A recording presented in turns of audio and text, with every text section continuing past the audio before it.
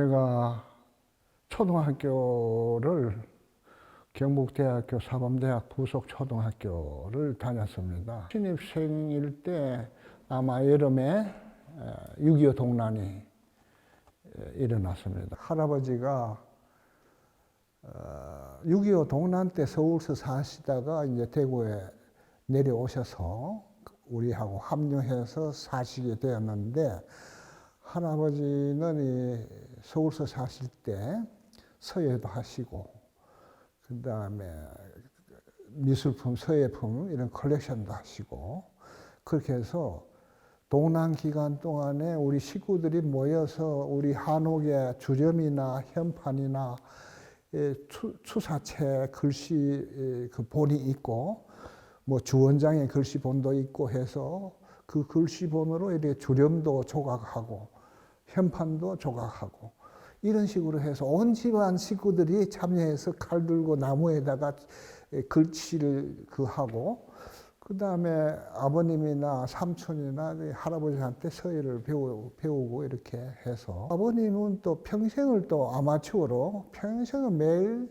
글씨를 쓰셔서 독자적인 글씨체로 이렇게 서예 작업을 많이 하셨습니다. 그래서 이상하게 무슨 서예나 이런 분위기 속에서 제가 자란 것 같아요. 전쟁 와중에 초급 학년을 지냈는데, 그림 그리는 시간에 어머니한테 핀잔을 받기도 했는데 그림을 왜 이렇게 못 그리느냐.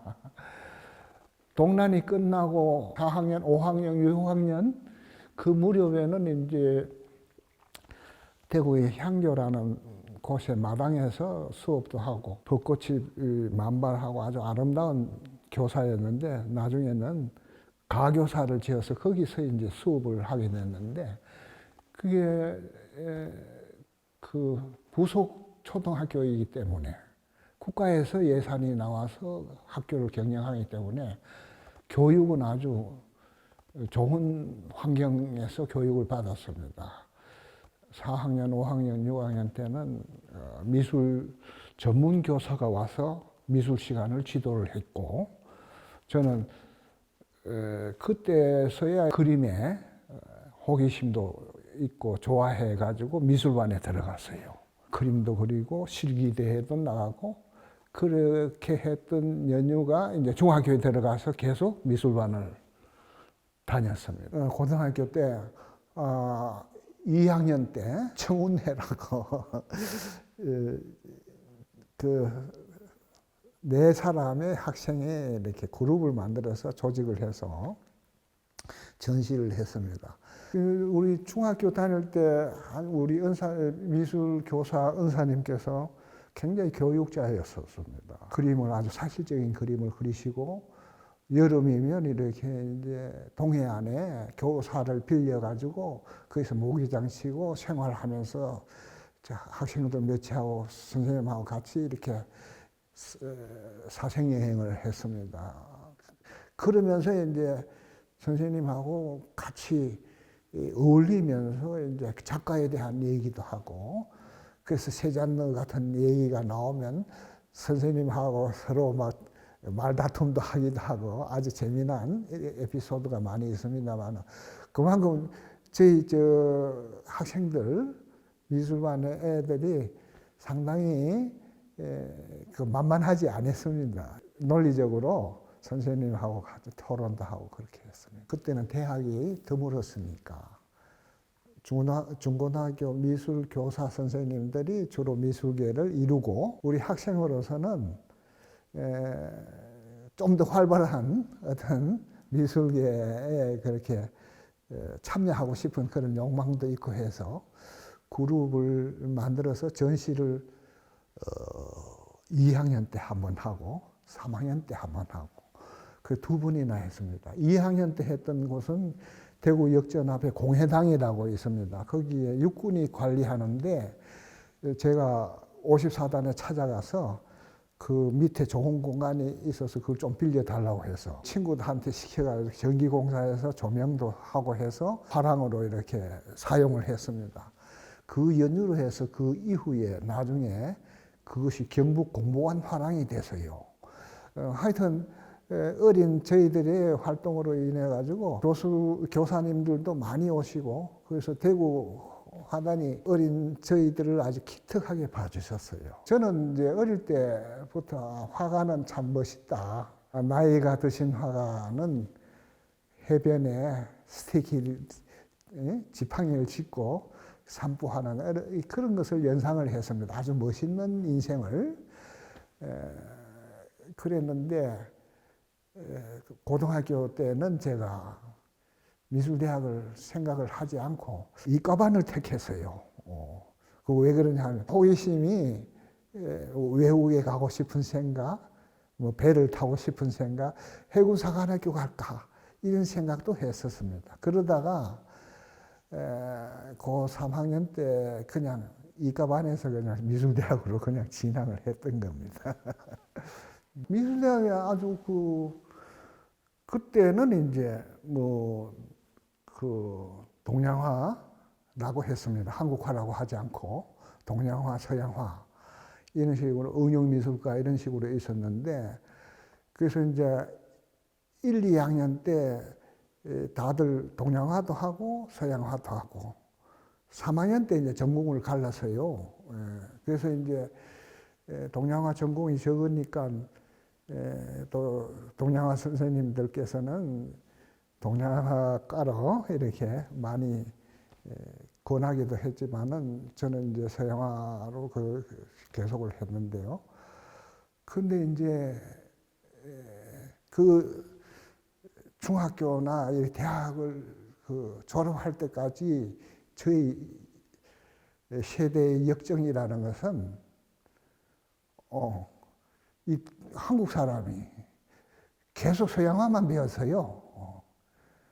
참 이상한 일이죠. 초등학교 때 서예도 잠시 있었지만은 미술대학 때도 서예도 일주일에 한 강좌 있었지만은 이 전통적인 회화나 전통적인 미술에 대한 이런 것이 교육이 참 상당히 소홀하지 않았나 그렇게 생각을 해요. 우리 세대는 6.25 동란 때 초등학교의 구호품, 점심 때 그냥 우유, 밀가루 같은 우유를 솥에 물에 데워가지고 그것을 주전자에 받아서 이렇게 한 잔씩 나눠 먹고 점심 때, 그리고 교과서도 모든 것이 아주 서구의 근대적인 서구 교육을 받은 거죠. 우리는 서구식의 현대 교육이 아니라 근대, 그러니까 일제시대의 잔재가 남겨진 그 근대적인 서구 교육을 받았던 거예요.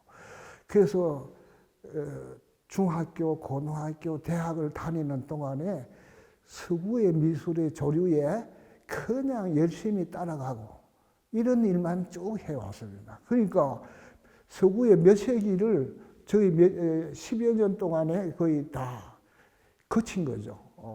그게 참 오묘합니다. 세잔느는 중학교 때 혹은 뭐 이런 식으로, 피카소는 고3 때 뭐 이런 식으로 대학에 루오나 마티스, 무슨 샤갈 이런 식으로 그냥 감동을 받아서 그 흉내도 내고, 그 다음에 앵포르멜 이런 데 또 그냥 멋진 듯이 그냥 흉내를 내고 이런 식으로 이렇게 대학 졸업까지 해왔습니다. 그게 졸업하고 난 뒤에는 상당히 그게 반성의 모멘텀이 되기도 했죠.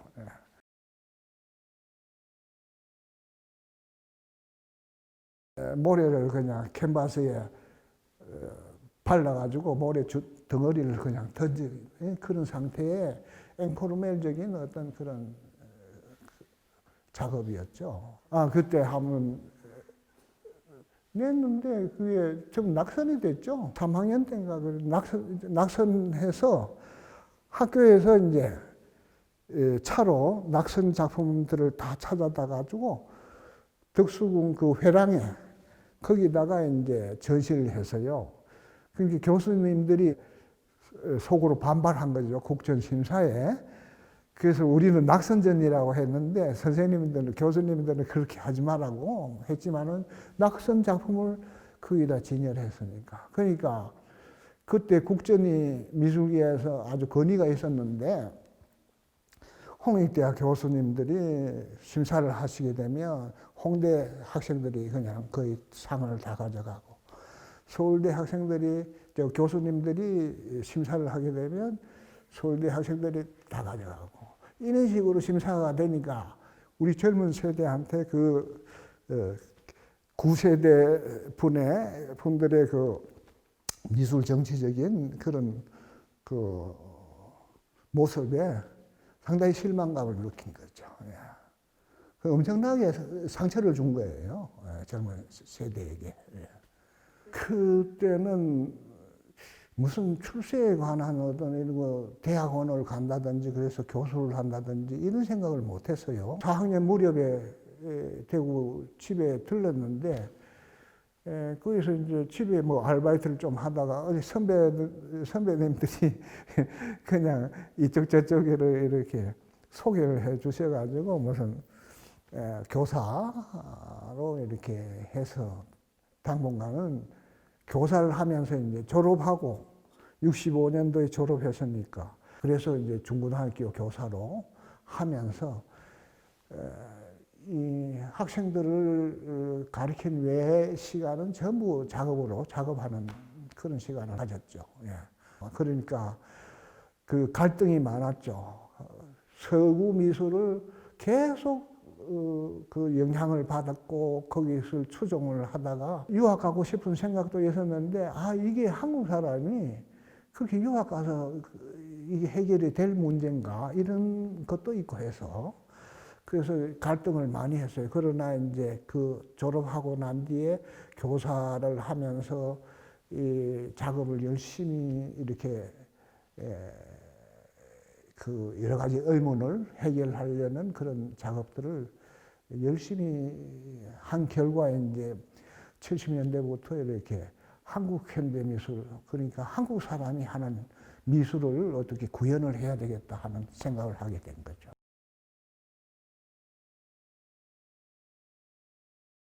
68년도쯤인가 그룹을 결성했는데 제가 지방에 있으면서 서울에 있는 우리 동기관들 에게 서로 연락해서 제가 한 달에 한두 번씩 이렇게 서울 와서 만나서 이제 같이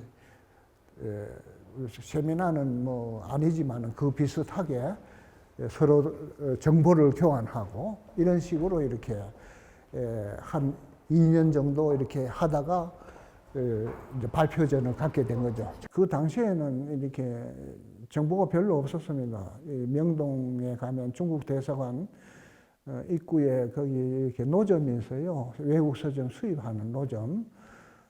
혹은 이제 그 각 직장마다 다니면서 수입되는 책을 소개하는 분이 계셔서 거기서 신청을 해서 이제 뭐 미국 잡지나 일본 잡지나 이런 것을 얻어서 보고 그 다음에 그런 것을 서로 나누고 그렇게 한 거죠. 그 모임의 목적이랄까 혹은 전시 목적이 우리 멤버들 자신들이 어떤 작가라고 생각하지 말고 연구한다는 생각으로 이렇게 서로가 정보를 교환을 하고 또 전시를 발표를 하더라도 우리가 변하고 있는 과정을 보여준다는 그런 생각으로 하자 해서 1년에 2번씩 전시를 했습니다. 그래서 2번씩 그룹 멤버가 뭐 4명, 5명 이렇게 되다가 나중에는 뭐 10몇 명까지 되긴 됐는데 75년도까지 한 10몇 회인가 해서요. 했는데 하여튼 그 소수가 그 전시를 1년에 2번 한다는 것도 상당히 열심히 한 거예요.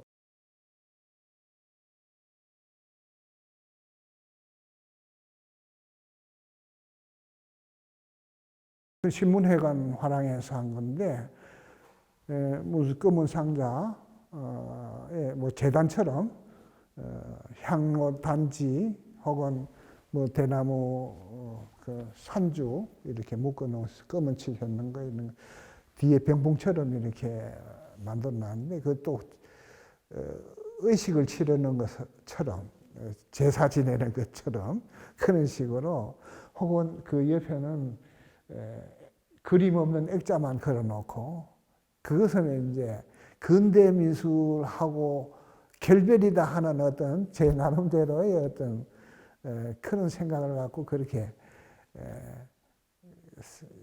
그 식을 치른 거죠.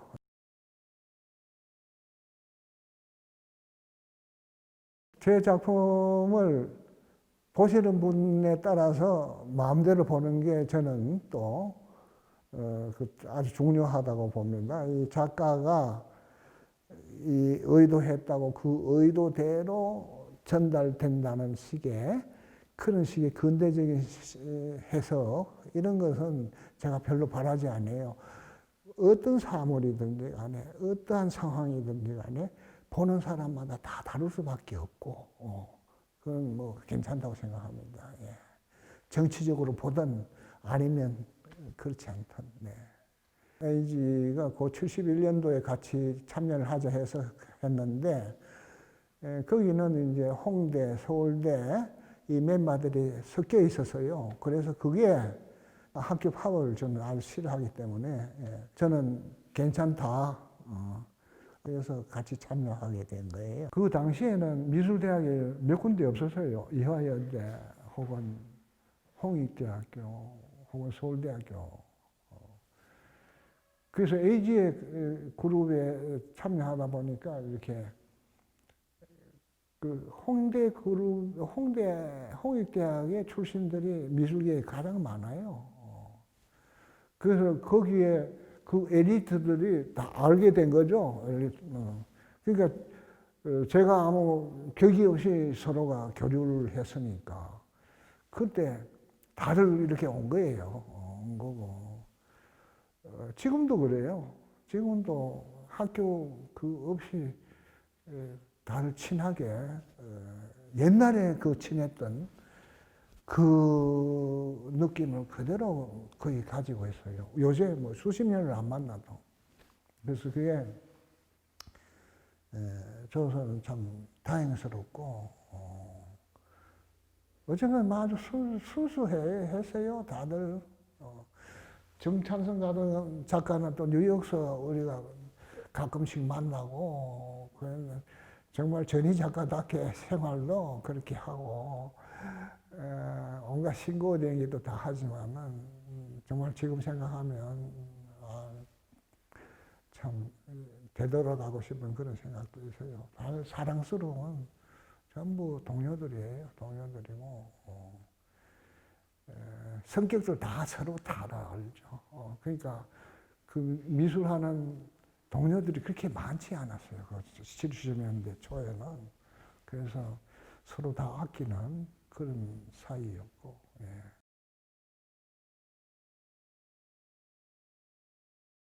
갈 때는 그 AG전, 71년도 AG전에 이제 경북 국립현대미술관이어서요. 그때 우리 멤버가 한 10여 명 가까이 되는데 그 넓은 공간을 그 이제 각자 나눠 가지고 작품을 발표하게 됐는데 그때 이제 그 공간 주어진 공간이 너무 좋은 기회여서 어떻게 저것을 이용을 할까? 그때 이제 나름대로 모험을 해서요. 그래서 뭔가 그 대구에 낙동강이 있습니다. 낙동강 그 강변에 보면 모래사장도 있고 그다음에 그 갈대숲도 있고 우리가 시골에 이렇게 다니다 보면 여름에는 이 갈대 잎이 아주 칼날처럼 아주 싱싱하고 그 늪에 어린애들이 발벗고 이렇게 수영을 하고 그리고 어느 초겨울에 이렇게 지나니까 이게 다 말라가지고 물도 마르고 그 삭막해요. 그래서 저게 볼 때마다 다 다르구나. 저 갈대를 한번 옮겨보면 어떻겠나 해서 그 갈대를 국립현대미술관에 거기다가 이렇게 심었어요. 그 바닥에. 그리고 흰 칠을 했죠. 그 갈대는 바람에 날리지도 않고 조용하게 이렇게 있습니다. 그래서 우리가 갈대라면 이렇게 개념적으로 갈대 다 그렇게 생각을 하죠.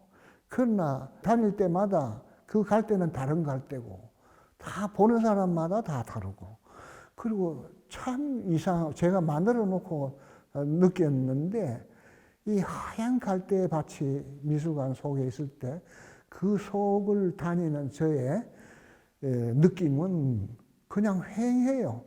영혼이 걸어 다니는 것 같아, 그 속을. 그래서, 저는 내면적으로는 아주 미소를 머금었습니다만은 갈대 그 작업은 새로운 어떤 출발점이 될 수 있었습니다.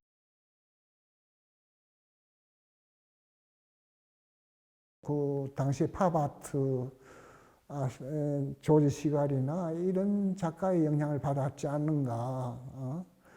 그러나 이제 그 작업을 하면서 상당히 그 이제 미국의 팝적인 그런 것을 이제 느꼈습니다만은 그것은 그 시간이 지남에 따라서 내한테 그 적합한 작업은 아니구나 그런 생각을 하고 있습니다. 이미지가 직설적이어서 별로 저는 작품은 재미있다고 생각을 하지만 그러나 뭐 저한테는 그렇게 진지하지 않다 그렇게 생각을 합니다.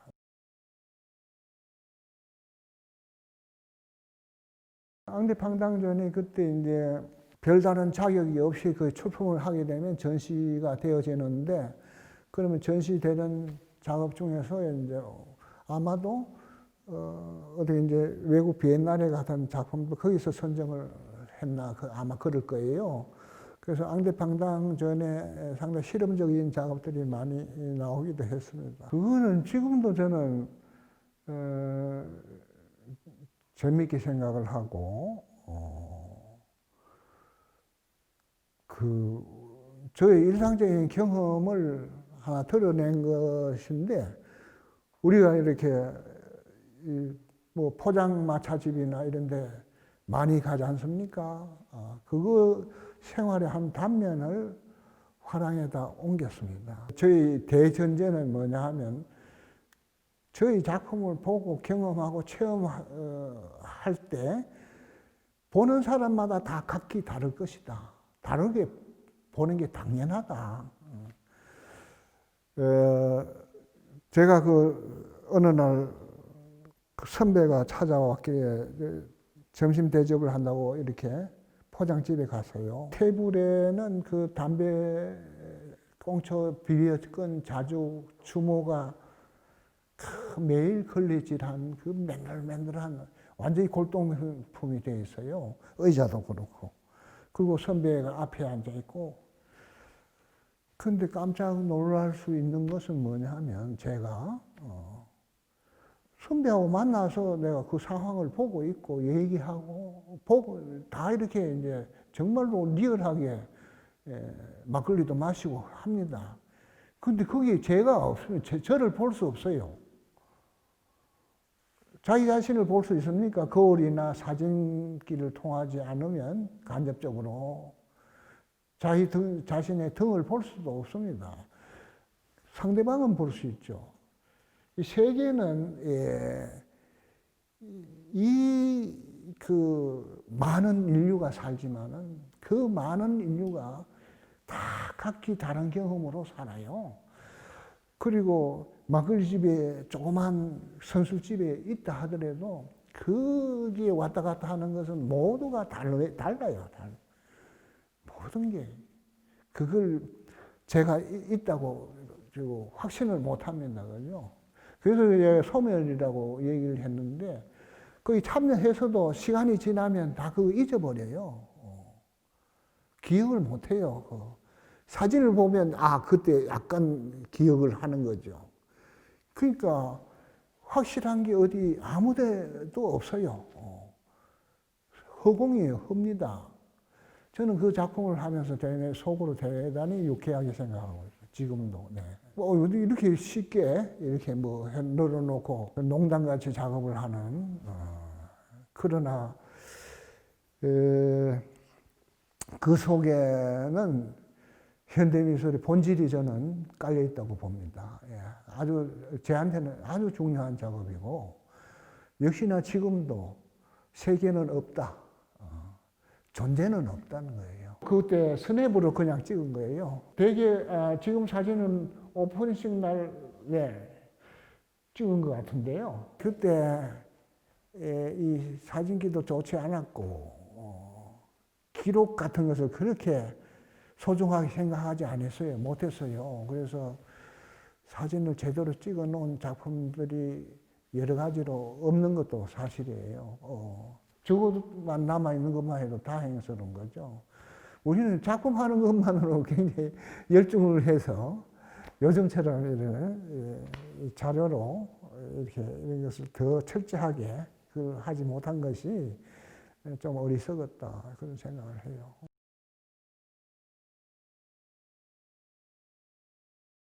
제가 그때 그 서울의 학교를 그 교사를 그만두고 작업실을 서울에 두고 대구에 내려갔습니다. 조선일보 현대작가 초대전이라는 게 쭉 몇 년간 지속하고 있어서요. 그런데 그 조선일보 현대작가 초대전은 우리 선생님들 그 연대 작가분들이 초대돼서 하는 거거든요. 그럼 같은 스타일로 같은 제목으로 우리는 젊은 작가들 초대해서 한번 합시다. 이렇게 해서 장성진 후배하고 같이 이렇게 해서 이제 그러면 자네가 좀 도와주게 해서 이제 뭐 장소도 섭외하고 이렇게 해서 그래서 이제 뭐 부산, 서울 이렇게 있는 대구에 있는 작가들 이렇게 모아서 이렇게 초대전을 했던 겁니다. 그래서 기성세대의 현대작가 초대전이라는 이름을 우리가 차용을 좀 해서 우리도 현대작가 전시회 한번 한다는 어떤 그런 식의 그게 이제 좀 더 현대미술 운동을 시작하기 전에 워밍업으로 한 거예요, 사실은. 미술계의 어떤 세력, 기성세대의 세력이 너무나 강력해서 거기에 잡음도 많아서요. 그래서 미술계를 좀 젊은 현대미술 하는 진짜 현대에 필요한 어떤 예술의 형식을 구현하고 연구하고 그래서 빨리 한국의 현대미술을 좀 더 현대화하자 하는 그런 큰 욕망이 깔려 있었습니다. 한국 현대미술제를 하자 했는데 서로 마음들이 안 맞았어요. 그래서 이렇게 하다가는 시간만 간다. 그래서 제가 대구 내려가서 그걸 빨리 한 거죠. 해서 이게 전국에서 다들 모여와서 그냥 파티도 하고 그냥 욱작욱작 하니까 이게 분위기 얼마나 좋습니까? 전국의 현대미술 작가들이 숫자 그리 많지 않아서요. 그냥 한 80여 명이 그냥 광주에서 혹은 군산에서, 부산에서, 서울서 이렇게 모여서 부산에 76년도, 광주에 76년도, 그 다음에 전라북도 전북 현대미술제가 78년도 이렇게 해서 전국적으로 열린 거죠. 그래서 이게 단순간에 몇 년 안으로 전국의 도시에서 이제 현대미술제가 열리면서 이게 또 근대미술 하던 이 작가들이 현대미술로 전환을 하는 작가들이 기하급수적으로 늘어서요. 학생들이 구경하고 학교 들어가서 그 현대미술을 하는 거예요. 교수가 안 바뀌어도 그대로 학교 미술대학이 현대화되는 거예요. 현대미술화. 그래서 짧은 10여 년 동안에 70년대 10여 년 동안에 한국 현대미술이 그냥 팽창하게 된 거죠. 일본하고 비교하면 일본은 현대미술이 그냥 상당히 활발했음에도 불구하고 기성세대에 상당히 일본화라든지 기성세대 또 그 세력에 의해 가지고 상당히 어려움을 많이 겪어요. 거기에 비해서 한국의 현대미술은 짧은 시일 내에 대학이나 온 미술계가 현대화된 거예요. 그렇게 자랑하고 싶은 건 아닌데, 그런 이제 일본이나 외국에서 이렇게 서울에 이렇게 미술계 인사가 오면 대구를 들릴 그게 코스가 됐어요. 그만큼 이제 대구 미술, 현대 미술이 상당히 활발하다 이런 식으로 알려지긴 했습니다.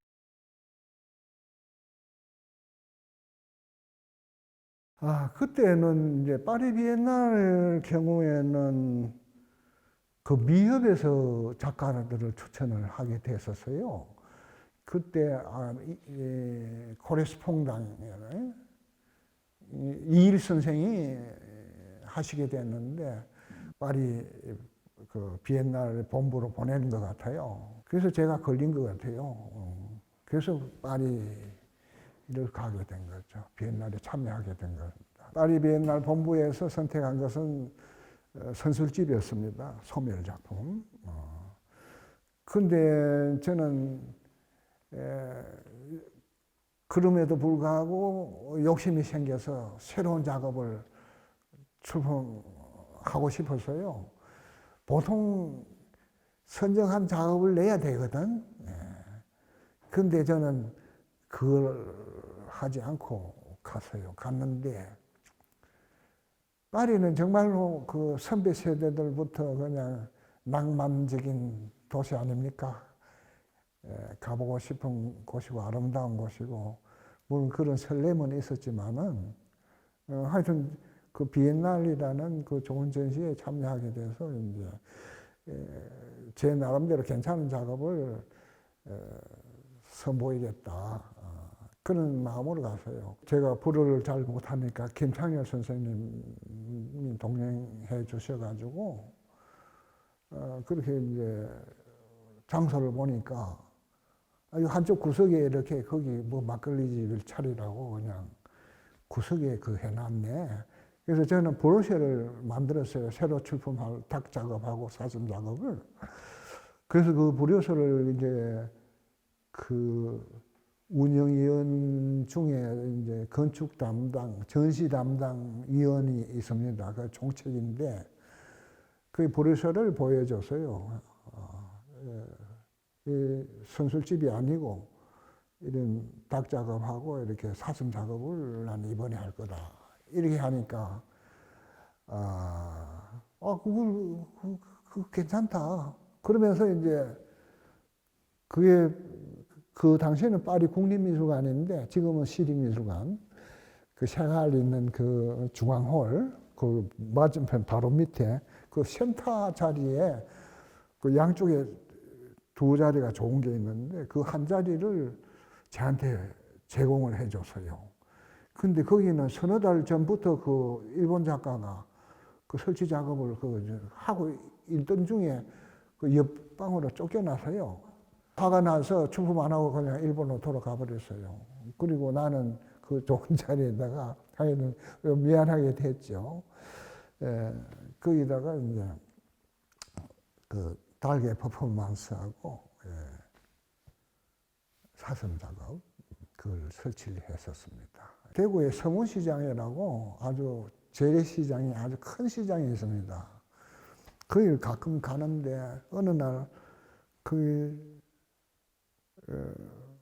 길가에 할머니가 앉아서 그 사슴뼈를 이렇게 동아리 놓고 그걸 약재로 팔고 있었어요. 사슴 얼마나 귀엽습니까? 그 뼈를 놓고 이렇게 약재로 이렇게 팔고 가만히 앉았어요.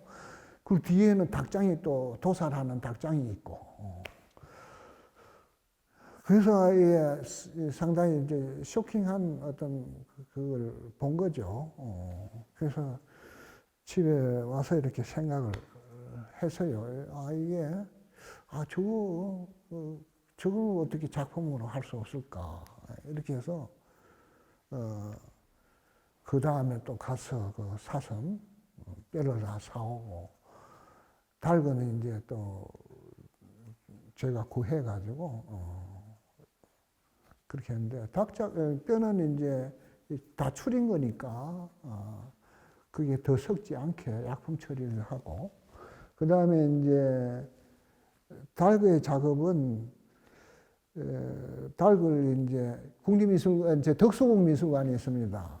옆에, 계단 옆에 공간이 있죠. 그 마룻바닥이 아주 평평하고 아주 좋습니다. 거기서 이제 설치를 했죠. 닭의 작업을. 그리고 박수호 선생님이 하셀블라드 카메라를 새로 샀으니까 자신이 찍겠다고 해서 그 사진 찍으시고, 그 닭의 퍼포먼스 하는 그 사진을 찍고, 그 다음에 이제 그 닭은 뭐 현지에서 구하면 되니까 그 사슴하고 이렇게 닭의 그 먹이통 이것을 갖고 이제 파리로 간 거죠. 공항에서부터 이제 이상한 일이 벌어졌죠. 세관에서 이렇게 뼈가 나오지 냄새가 나지. 결국 통과는 돼가지고 잘 전시했습니다. 닭은 오프닝 날 잠시만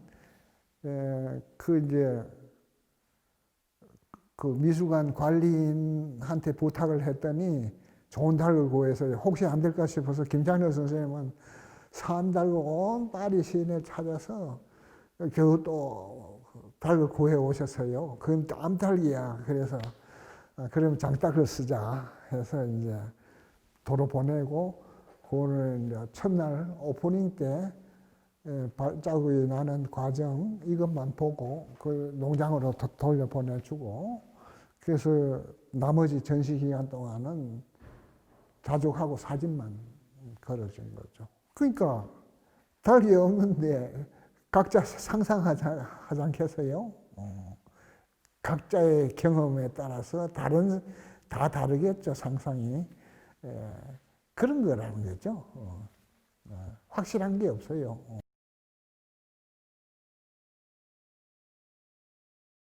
작업하는 저와 또 이제 보는 사람하고의 차별성이랄까. 칠을 하는 저는 감각을 상당히 붓의 감각 혹은 헝겊을 이렇게 닦는 거 이런 거 사실 촉각적이죠, 그죠? 그런데 조금 신경을 썼습니다. 그 사진으로만 진열을 한 거죠. 그러니까 두 가지를 양수 겸장을 한 겁니다. 스튜디오에서 작업할 때는 이벤트, 그 다음에 그 사진의 결과물하고, 그 다음에 헝겊하고, 이것을 이제 설치했을 때, 그건 설치 작업, 이런 식으로 했습니다. 설치를 할 목적으로 그 사진을 찍은 거죠. 그래서 이제 그 당시에 이제 그 카메라를 그 박형기한테 맡겨가지고 좀 찍어라. 우리 작가들도 여러 명이서 참관하는 가운데서, 그래서 이제 박형기가 찍고, 그래서 작업한 거예요.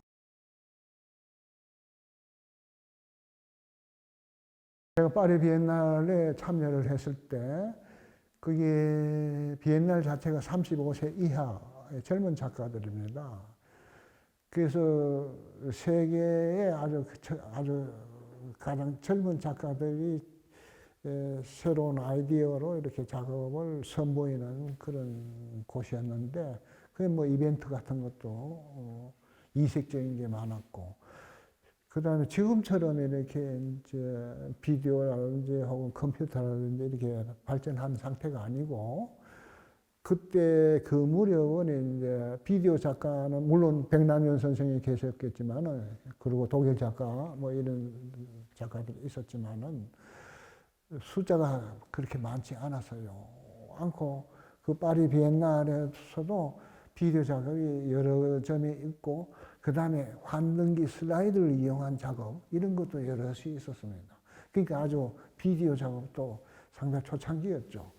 그래서 제 생각에는 이 추세로 간다면 이 비디오 작업도 하나의 이제 분야, 영역이 될 것이다. 이것이 시간이 지나면 역사가 될 것이다. 그래서 우리 한국에 가면 이 비디오 작업을 어떻게 한번 또 해서 또 이렇게 전개를 하는 것이 당연하다. 이렇게 해서 이제 마음을 먹고 있었는데 77년도인가 형기가 그 꼬물 가정용 그 홈비디오 카메라를 갖고 와서요. 갖고 와서 이거 어떻게 하면 되느냐. 비디오 작업을. 그래서 그러면 이제 장소 하나 마련해라. 그렇게 해서 이제 우선에 제 스튜디오에서 그 이제 비디오 작업은 이렇게도 할 수 있다 해서 이제 시연을 해서요. 그것이 이제 페인팅입니다. 그래서 이제 유리에다가 페인팅하는 것을 그 카메라로 클로즈업해서 모니터에 칠을 하는 것처럼 그런 식으로 보이게끔 그걸 해서요.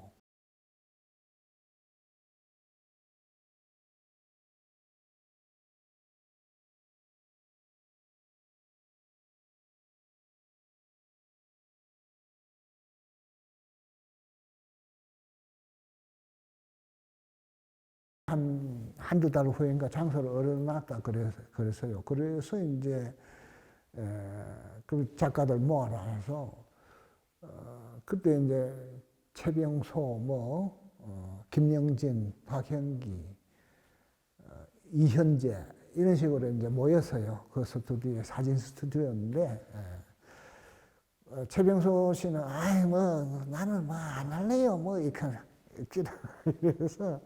그래서 각자 거기서 이제 그 작업을 하나씩 하게끔 했어요. 그게 이제 발단이 된 거지. 그래서 최병선은 이렇게 칠판에 초크로 이렇게 드로잉하는 거. 김영진은 유리에 살갗을 대가지고 드로잉하는 거. 현기는 마침 조명 등이 물통에 비치는 그게 보여서 그걸 찍고, 이현재는 코카콜라를 컵에 붓다 놨다 하는 이런 걸 찍었어요. 그러나 그 시작이 중요하다고 그래서 이제 각자가 비디오 작업을 경험하게 된 거죠. 그래서 비디오 작업이 이렇게 전개되고, 그 영향은 또 우리 후배들이 지금 비디오 작업하는 애들도 있고 그래요.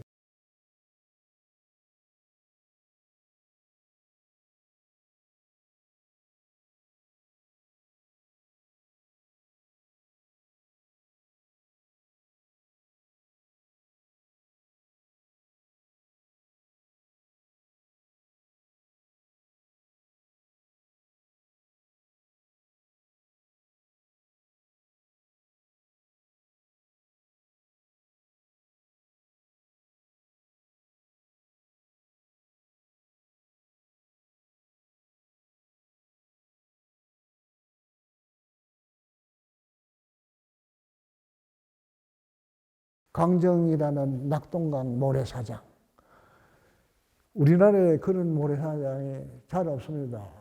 일본에 와서 그 강변의 모래사장을 보더니 놀래요. 일본에는 이런 모래사장이 없다고. 강변에는 이 모래사장도 있고, 이 포플라 나무 숲도 있고, 다양한 거에서 물도 있고. 그래서 그 장소에 이제 작가들을 데리고 갔어. 관객은 또 버스로 또 보게 해서 와서 보게 해서 이벤트를 여러 작가가 동시에 이제 진행을 하는 거죠. 우리 현대미술에 있어서 그 형식이 다양한 형식이 이렇게 지금 이제 전개되고 앞으로 또 전개돼야 된다 하는 이런 생각에서 이제 일부러 그 이벤트 제전을 한 거죠. 그게 이제 한 3번 정도 했습니다. 거기서 집단적으로 이벤트 전시도 몇 번 하고, 그러니까 우리 현대미술계에서 그런 시도를 많이 했어요. 그리고 그래야지 이제 다양한 현대미술이 역사적으로 자꾸 쌓이게 되니까. 사실상 이제 이벤트나 퍼포먼스나 이런 것이 설치미술이나 이런 것이 이제 60년대인가 그 미국에서 이렇게 미술관을 탈피하는 어떤 미술 흐름이 있었어요. 그것이 이제 미술관 이 큐브의 벽면, 하얀 벽면을 탈출해서 자연과 이렇게 교감하면서 그 자유롭게 건축하고 관계없이 하자는 이런 게 그 확장이 돼가지고 여러 가지 실험들이 났어요. 그것은 굉장히 우리 젊은 예술가들한테는 상당히 공감을 불러일으켰어요.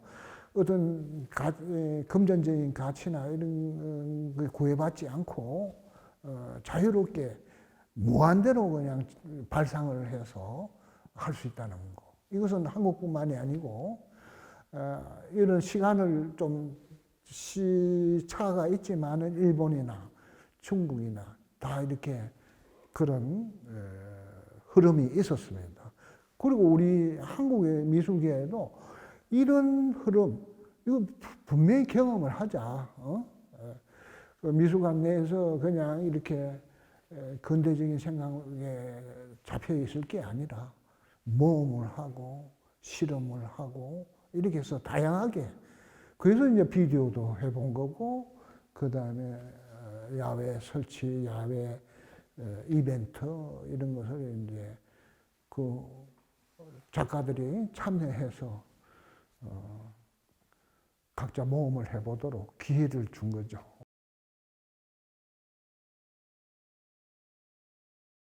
저는 개인적으로 제 설치 작업이나 무슨 이벤트적인 작업, 이 몇몇 작업을 그 경험을 통해서 평면이나 입체나 조각이나 이런 고전적인 그 미술의 형식으로도 그 현대적인 어떤 방법론이 가능하지 않을까. 그래서 이제 제가 그때 그 70년대 말 80년대 초부터 그 이제 평면에 새로운 평면, 그 다음에 이제 새로운 조각, 근대적인 조각이 아니라 거기에서 형식을 만들어낼 수 없을까. 그래서 고심을 하고 시작한 것이 지금까지 이루어지는데요. 그 제 평면이나 제 조각에는 그런 현대적인 어떤 구조가 저는 들어있다고 생각을 하거든요. 그래서 완벽하지는 않겠지만은, 그러나 그 시도는 저는 지금 계속 하고 있습니다만은 제 나름대로는 후회하지 않습니다.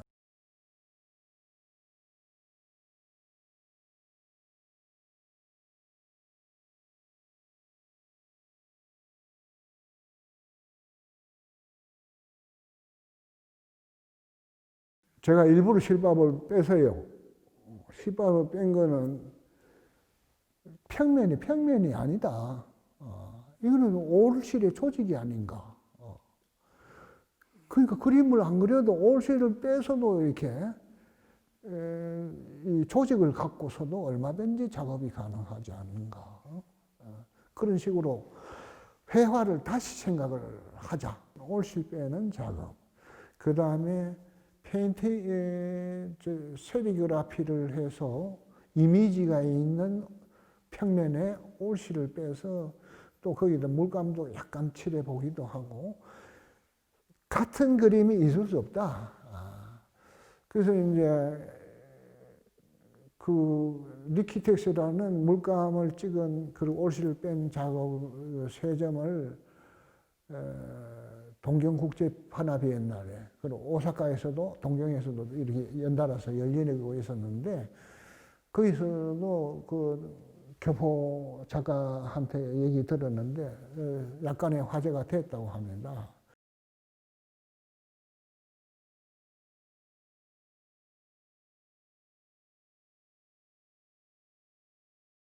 똑같은 판화가 어디 있냐.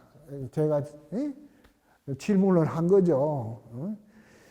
같은 인쇄를 해도, 프린트를 해도, 이게 아까 한 거하고, 지금 한 거하고, 또 놓여있는 공간하고, 이 공간, 같은 판 하나도 다 다르다. 보는 사람도 다르고, 시차가 나고, 다 다르다는 거죠. 저는 속으로 그런 생각을 하고 있습니다.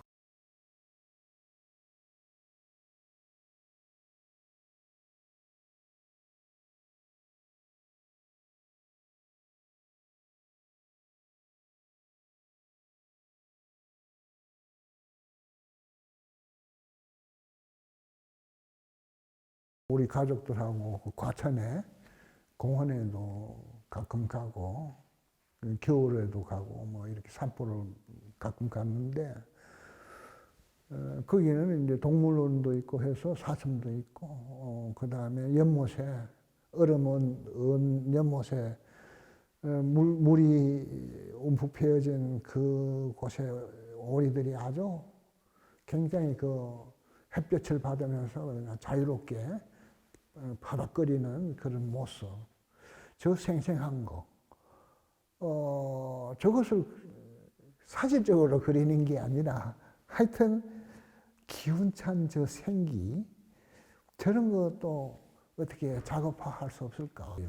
사슴 같은 그림, 이런 것을 드로잉을 해봤어요. 그래서 그 그림들이 이제 제가 바라는 것은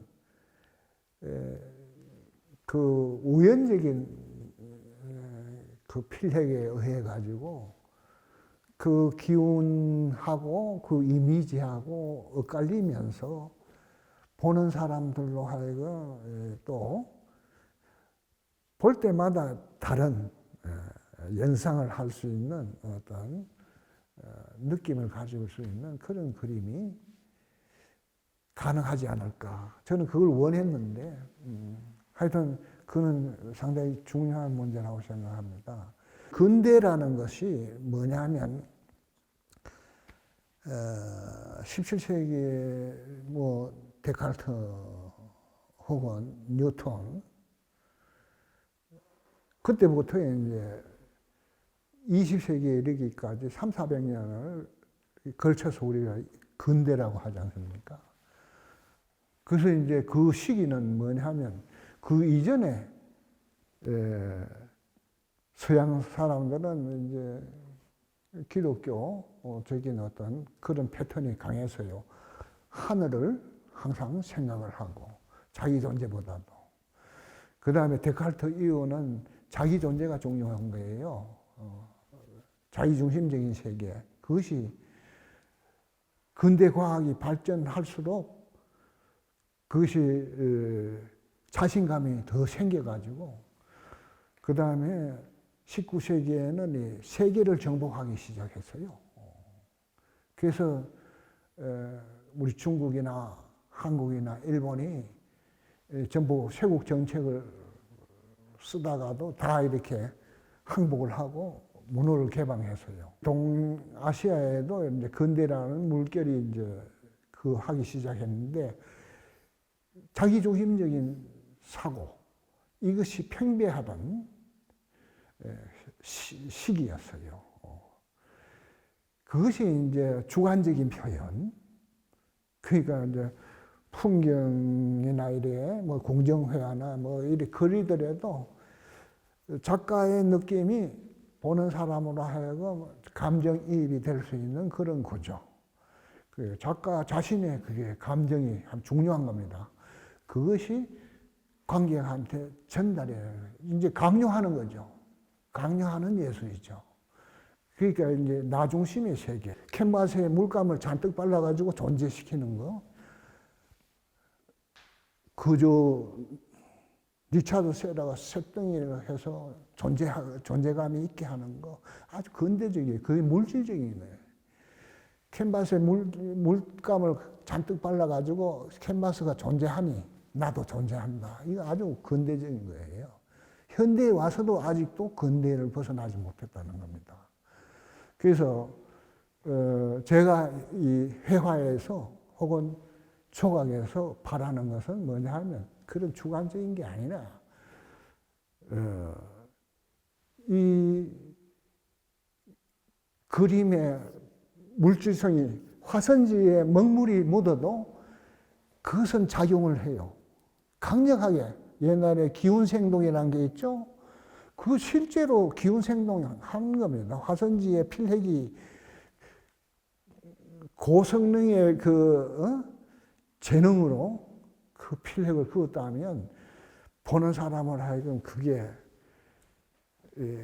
다 이렇게 교류하게 되는 거예요. 힘이, 입자들이. 그래서 전혀 이제 세계는 다른 세계로 와 있어요. 그래서 제 회화가 지금 말씀드리고 싶은 것은 내 주장대로 그리는 내 표현을 그대로 안 받아들여도 좋은 거예요. 당연히 좋은 거고, 보는 사람이 볼 때마다 이거 다르게 보이네 하는 그런 현실이 저는 그 회화가 오히려 맞지 않나. 또 조각. 의도적으로 만든 조각은 근대적인 겁니다. 제가 하는 조각은 의도적인 것이 아니라 가능하면 의도를 벗어난 조각. 이런 식으로 이제 하고 있는데, 그래서 이제 저는 근현대의 작업에 관해서 이렇게 이런 식으로 생각을 하고 있습니다. 네.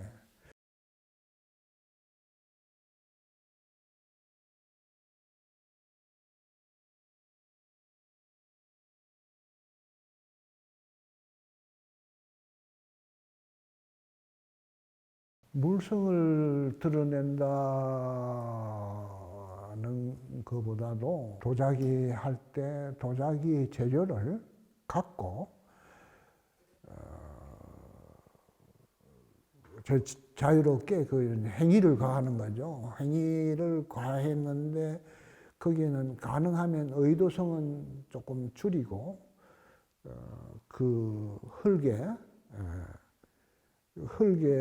그 반응이랄까 그것이 자연스럽게 드러나게 되는 거. 우리가 이제 의논을 서로 대화를 하지만은 대화하는 가운데 다른 신체 부위는 의식에 별로 관련을 하지 않습니다. 무의식적으로 이렇게 움직이고 있는 거지. 의식에 관련된 이런 데 말고 비의식적인 그런 영역의 행위의 결과 이런 게 관심이 있고 그것이 절묘하게 드러날 때 상당히 이 세계는 너무나 가능성이 풍요로운 그런 것이 여기 잠재되어 있단 말이죠. 그런 데서 이제 저 조각을 몇 년간 계속을 하고 있는데 이제 저 작업은 어느 정도 했으니까 이제 중단했습니다. 이제 치사 선택해서 이제 없앨 건 없애고, 이제 또 다른 작업의 형식의 것을 이제 생각을 해봐야 되겠죠. 제가 뉴욕 주립대학에 이렇게 비지팅 프로페서로 이제 간 적이 있어요. 그래서 그게 이제 뉴욕 주의 수도인데 얼바니 대학이라고 거기 뉴욕 주립대학이죠.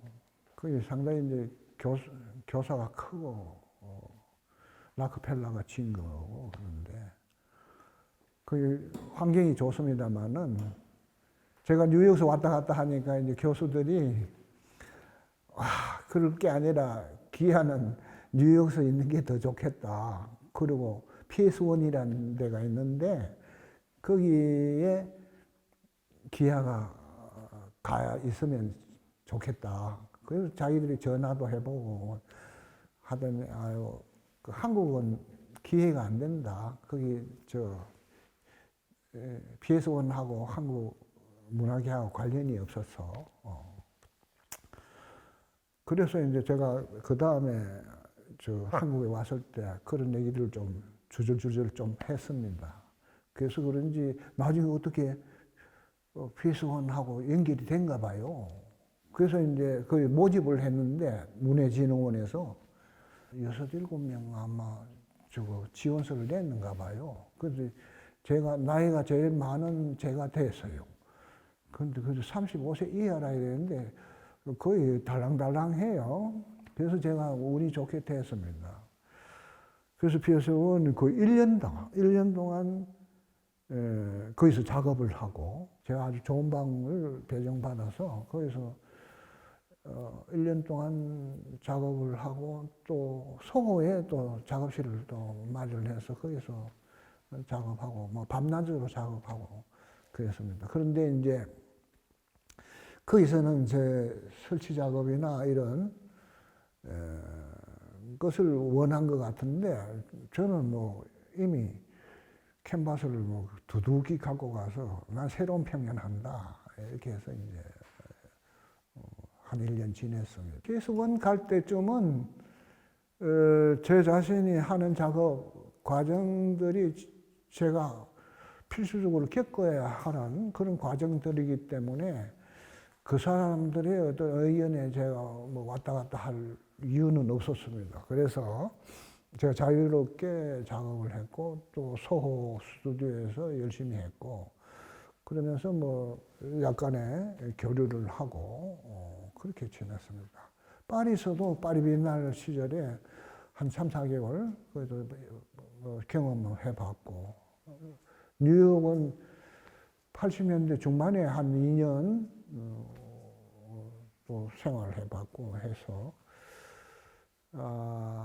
뭐 외국 경험, 특히 미국 경험은 제가 좀 해봤기 때문에 이런 거구나. 꼭히 미국에서 작업을 할 이유는 없다. 그런 생각을 했습니다. 기운생동이라는 말씀을 드렸었는데 이게 인간이 참 우리가 역사를 따져보면 참 중요한 게 있습니다. 우리가 왜 서양 미술 이렇게 따라 추종을 하다가 자기 자신의 역사도 또 되돌아보고 자기 자신을 다시 생각을 해봐야 하는가 이렇게 했을 때 서양의 역사하고 동아시아의 역사, 우리 한국의 역사하고 많이 다릅니다. 고려 때 불교가 왕성하다가 이제 조선조 초기에는 유학으로 많이 바뀌었죠. 그래서 500년 동안 유학이 성행했습니다. 그러나 사실은 현실 생활은 정말로 참 난감할 정도로 우리가 지금 보면 그렇게 어려워서요. 그 500년 동안 이 지식인들이 똑똑하게 진짜 과학도 좀 배우고 교류도 좀 하고 이렇게 했더라면 불행한 역사가 좀 덜 당했을 텐데 그 유교에서도 흥부파 무슨 살인파 이래 가지고 그의 조선조 고려 말 조선조 초기부터 500년 동안 맨날 싸움하고 서로를 죽이고 이렇게 하면서 나라가 이렇게 망한 거예요, 망한 거. 그 유교의 정신은 정말로 엄청난 좋은 건데 조선조 유교라는 것은 그냥 공자 유교가 아니고 이미 이제 13세기에 중국의 주희 그리고 15세기에 뭐 우리 태계라든지 이렇게 이제 유불선을 이렇게 같이 장점을 따서 해석을 해서 그것이 이제 조선조 500년 동안 이렇게 연구를 해온 거예요. 그게 뭐 좋은 학자들도 많죠. 태계나 이현적이나 혹은 뭐 다산 정약용이나 무슨 율곡이나 그러나 그 서로 정쟁 때문에 다들 유배들 다 가고 그랬죠. 그래서 나라는 몇몇 천재들은 그게 업적은 있지만은 나라 전체로 봐서는 이렇게 상당히 수렁에 빠졌습니다. 그러나 정신적인 흐름, 이건 대단히 멋진 것을 우리는 흐름을 갖고 있어요. 그래서 불교라든지 불교의 해탈의 개념이라든지 도교의 도라든지 혹은 유교에 있어서 인간들 간의 서로 상호 소통, 이런 것을 질서 있는 소통, 이런 것을 너무나 해석을 잘해오고 공부를 해왔어요. 이것은 내 중심의 근대 정신하고는 완전히 다른 겁니다. 정말로 현대 정신하고 굉장히 가까운 거예요.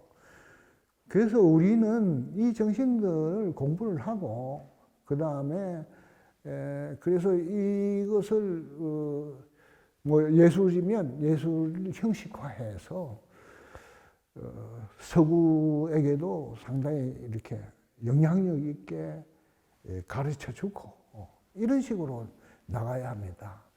굉장한 역사를 가지고 있어요. 가난했지만은 엄청난 현대적인 사고, 사상, 이것이 우리나라의 정신적인 흐름입니다. 네. 저는 그걸 꼭 말씀드리고 싶습니다. 그래서 나는 이런 얘기를 잘 이용을 하는데요. 어떤 주부님이 제 작품을 이렇게 자기 집에 걸어놓고 제보고 얘기가 선생님 작업은 볼 때마다 달라요. 고개 돌리면 또 다른 연상을 하게 되고 정말 묘해요. 그건 최고의 찬사라고 생각을 합니다. 그런 작가, 그런 평범하지만은 그런 볼 때마다 다를 수 있는 그런 작업을 할 수 있으면 얼마나 좋겠어요.